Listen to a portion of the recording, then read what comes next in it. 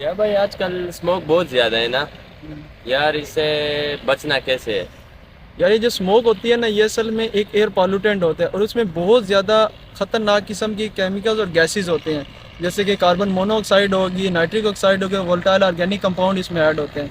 तो जब आप इसे एक्सपोज होते हैं या आपके अंदर जाती हैं तो इससे आपके फेफड़े बहुत ज़्यादा अफेक्ट होते हैं, आपको सांस लेने में मुश्किल होती है, आपको दमा होता है, आपको खांसी भी हो सकती है, लंग्स इन्फेक्शन भी हो सकता है। और अगर ये स्मोक आपकी आंखों में जाए तो इससे आपको आंखों में जलन हो सकती है, सूजिश भी हो सकती है, या इससे आपको जो है फ्लूइड भी सिक्रीशन हो सकती है। इसके अलावा ये आपके दिल को भी अफेक्ट करती है, आपकी दिल की जो धड़कन है वो बहुत ज़्यादा तेज़ हो जाती है, आपको नज़ला ज़ुकाम और खांसी हो जाती है।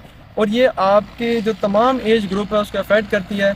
और स्पेशली जो इम्यूनो कम्प्रोमाइज़ बंदे होते हैं, लाइक जैसे बच्चे हो गए, और बच्चों में भी वो जो स्पेशल किस्म के बच्चे होते हैं जो मस्कुलर डिस्ट्रॉफी वाले होते हैं या कोई और न्यूरोपैथीज़ वाले होते हैं, उनके लिए ये बहुत ख़तरनाक होती है। इसके अलावा जो हमारे बुज़ुर्ग वगैरह होते हैं, ओल्ड एज होते हैं, क्योंकि उनमें रेजिस्टेंस नहीं होती, तो वो भी इस गैसेस की वजह से बहुत ज़्यादा हाईली अफेक्ट हो सकते हैं। तो ये कोई नॉर्मल चीज़ नहीं है कि आपने इसको लाइट ले लेना और इससे हो सकता है आपकी बचाव हो जाएगी, नहीं। अगर ये सीरियसली अगर आपको अफेक्ट करे तो इससे आपके सीरियस कॉन्सिक्वेंस मेडिकली जनरेट हो सकते हैं।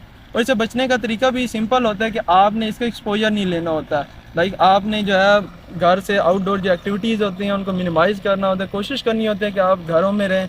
इसके अलावा जब भी आप बाहर निकलें तो मास्क वगैरह पहने। और मास्क भी ये जो नॉर्मल आम किस्म का मास्क है ये ना यूज़ करें, जो एयर पॉल्यूटेंट मास्क है जैसे N95 है वो यूज़ करें। इसके अलावा आप अपने आप को हाइड्रेट वगैरह रखें, आप एंटीऑक्सीडेंट जो है विटामिन ई, विटामिन सी, उसके सप्लीमेंट्स वगैरह लें। और अल्लाह से दुआ करें कि यार बारिश हो, क्योंकि जब बारिश होगी तो उससे ये जो आपकी जितने भी स्मोक वगैरह ये इंशाल्लाह सेटल डाउन होगी और इंशाल्लाह ये जो मुसीबत है ये ख़त्म हो जाएगी।